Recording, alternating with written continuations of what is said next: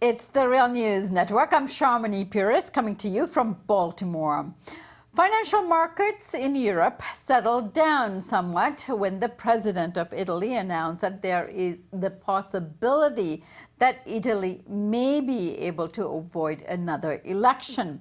Now, President Sergio Mattarella gave the two populist parties time to figure out if they can come to an agreement on an alternative for finance minister, someone other than Pablo Savona.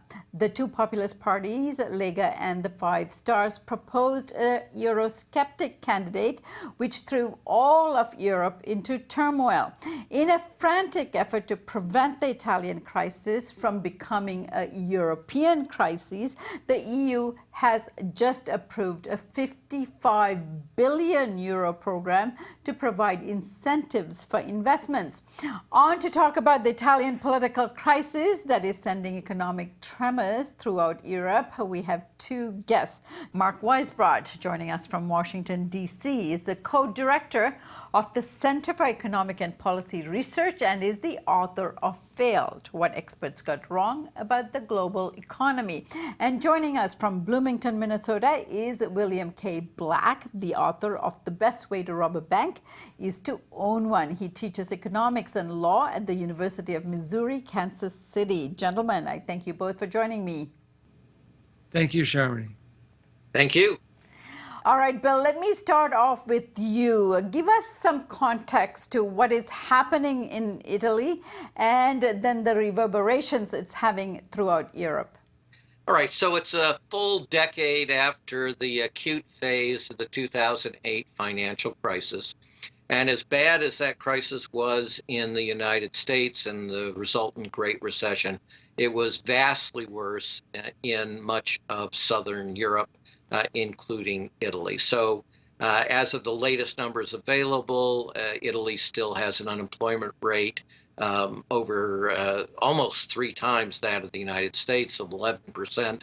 And youth unemployment is still in the range of 30% unemployment. And what college graduates do in Italy is collect their degree and make sure that they have their passport, and they frequently leave the country to work elsewhere. In other words, Italy is a place where the crisis economically was much worse, but also the establishment has been progressively discredited. Increasingly, Germany has intervened in Italian politics, and I mean key elections and non-elections, as in Greece. And much of the Italian population is enraged. And as a result, the establishment parties that have long dominated Italy were crushed in the most recent elections. The biggest vote getter was the Five Star movement, which is ideologically amorphous, run by a professional comedian, and is kind of lefty, sort of, but very skeptical of certain European institutions, which have, after all, failed and have been pretty anti-Italian people. And the League, which has renamed itself from the Northern League, which was originally more of a separatist, the North was going to get rid of, which the north of Italy is much richer, of the poor South, and even had as prominent member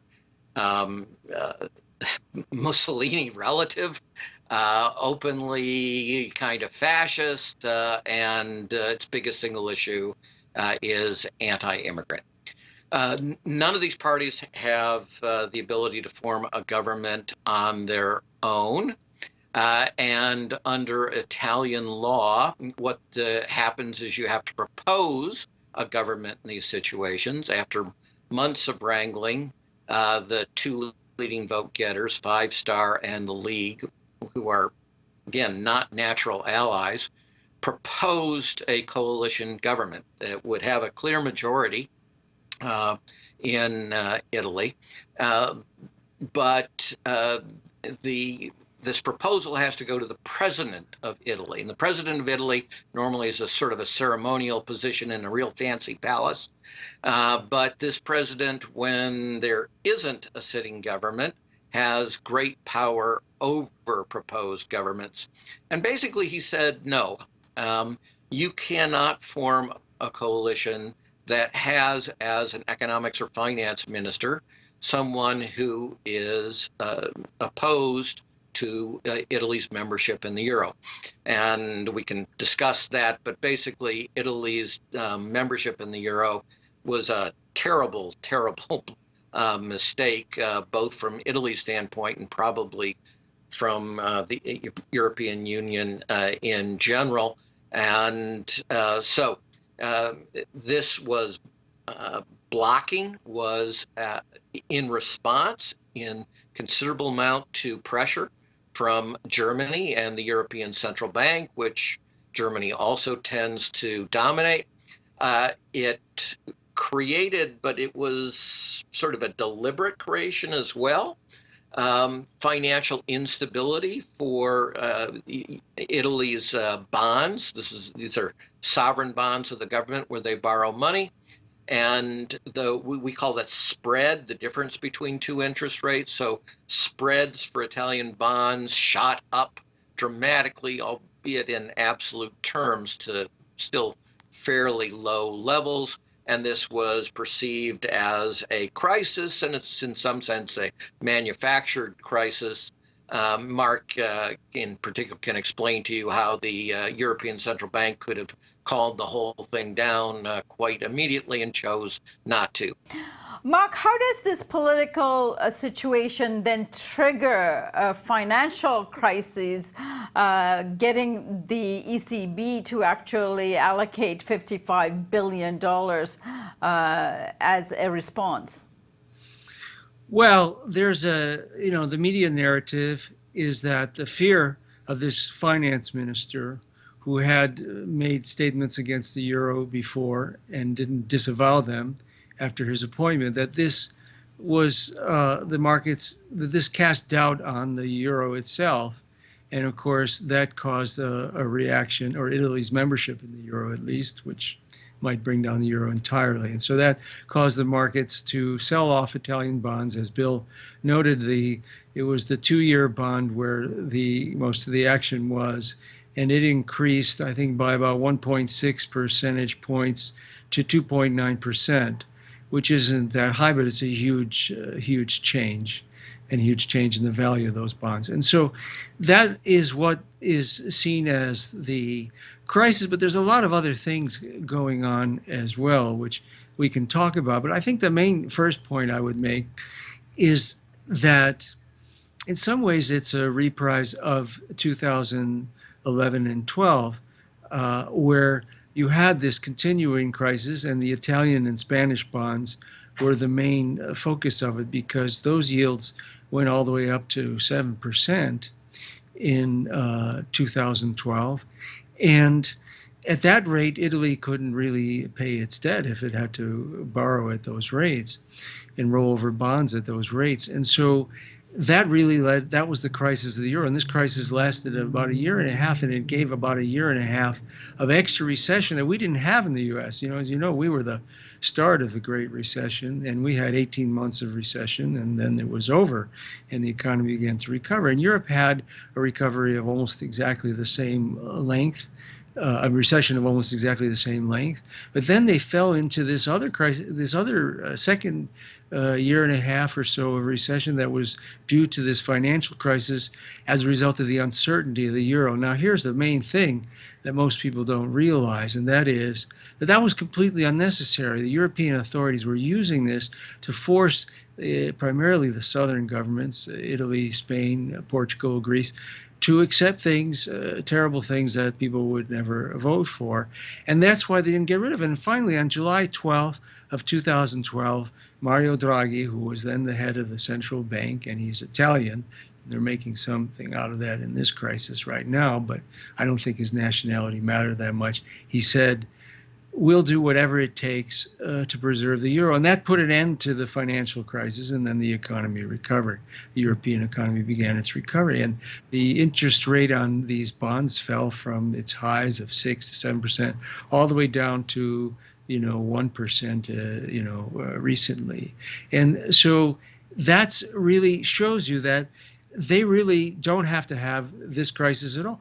Draghi could do the same thing right now, but what he's doing is very similar to what he did for about, I think, 11 months was under his tenure at the central bank during that financial crisis of Europe, using it to force a political change that people didn't vote for. In this case, it was getting rid of this finance minister.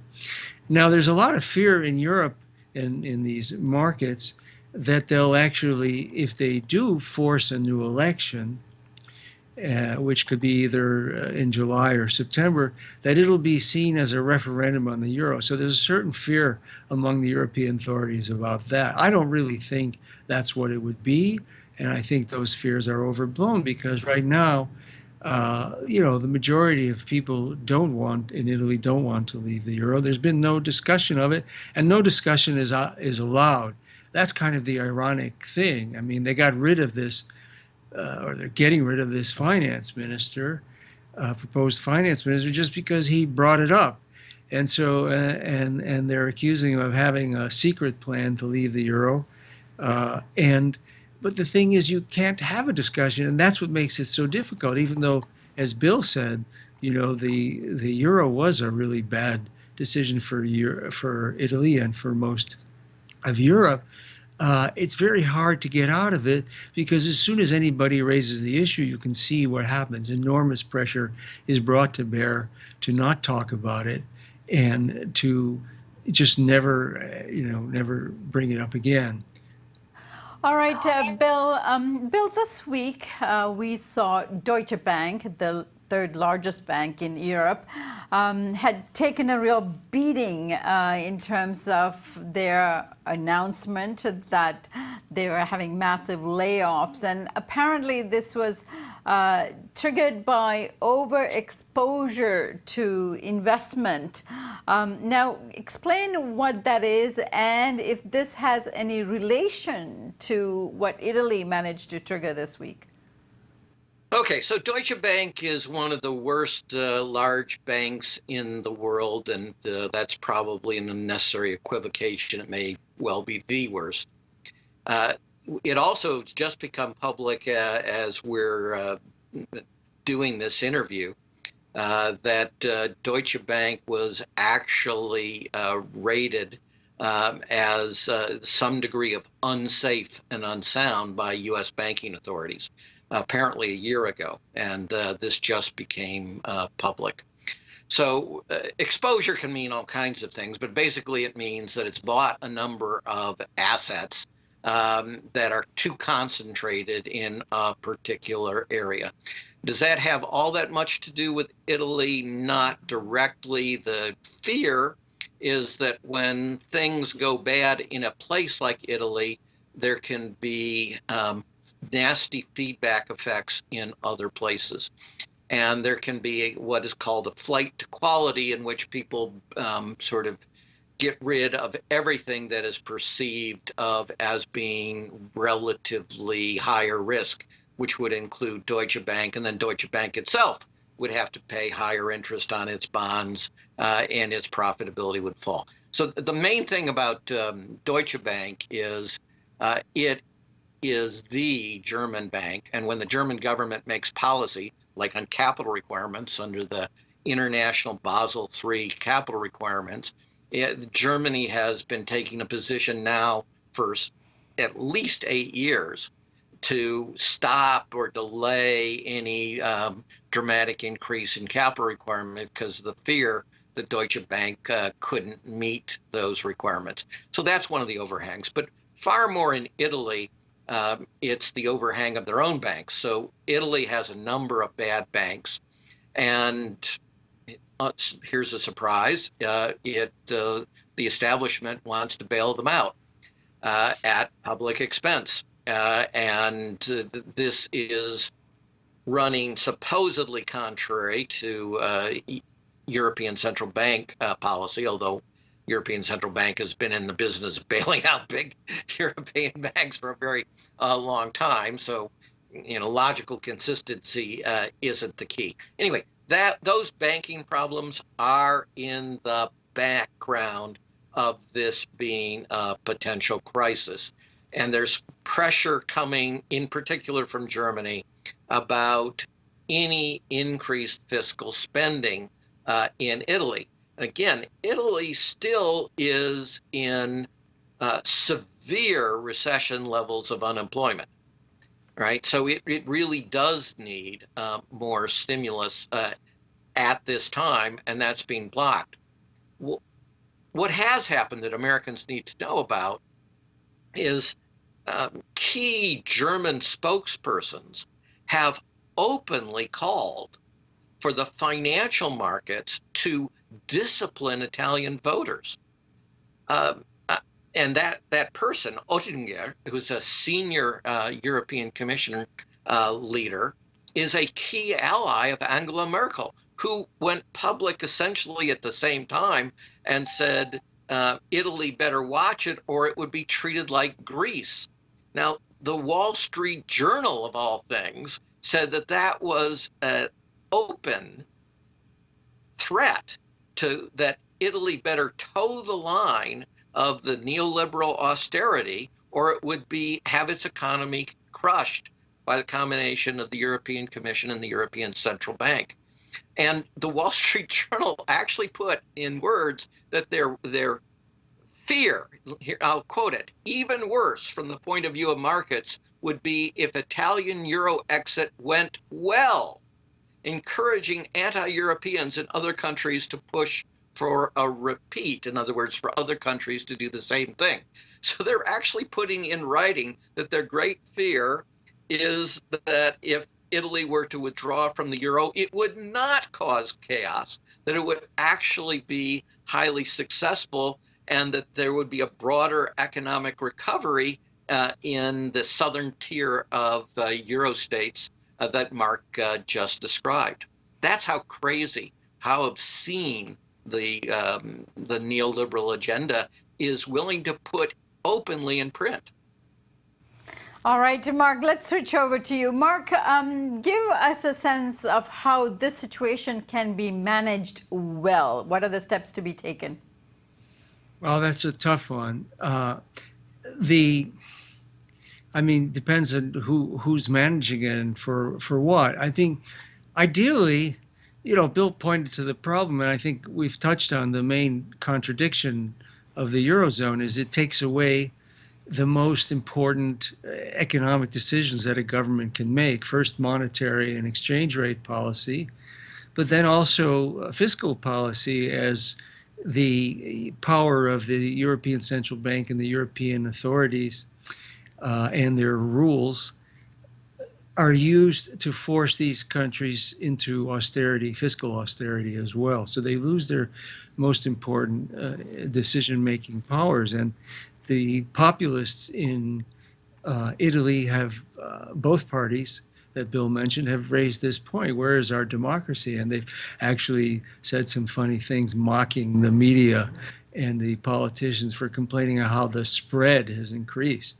The spread between the two-year bond on two-year interest rate on Italian bonds versus German bonds, and they're making fun of this idea that the markets should tell them who they should vote for, or of course also the Germans or the European authorities generally. So this is the real problem. Now, as I said, there's two ways that this can be changed. One, you can have change at the European level, and there are people who say this is the only way. And others would say, well, no, countries would be better off getting out and getting control of their economic policy that way. And I think they can, actually. I think what Bill mentioned was just openly said about Italy being better outside and then inspiring others. That was said, the same thing was said about Greece at the time, was a major fear actually among the European authorities, that Greece would leave and it would recover much faster. And there's no doubt in hindsight although some of us said it at the time that Greece would have been enormously better off taking a short-term hit and then recovering very quickly.